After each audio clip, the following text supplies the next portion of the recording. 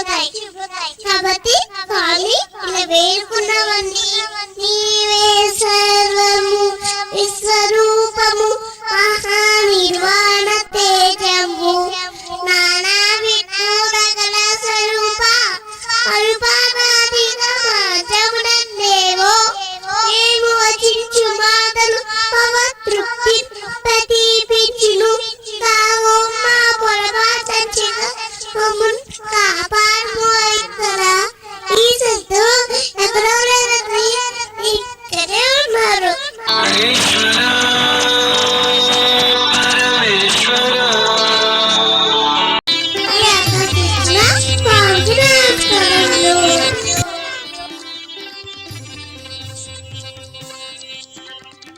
పిడుగు గోపిశెట్టి అభినవ్ చంద్ర స్వామి యొక్క హృదయంలో స్థానం సంపాదించుకున్నాయండి. అది మనం తల్లిదండ్రులు చేయాల్సినటువంటి పని ఏమిటంటే మన పిల్లలకి స్వామి యొక్క హృదయంలో స్థానం లభించేటట్టుగా మనం కృషి చేయాలి. ఆ విధంగా ప్రతి ఒక్కరూ కూడా తాత్విక బాల వికాస్ అనేటువంటి కార్యక్రమాన్ని స్వామి ఏర్పాటు చేశారు.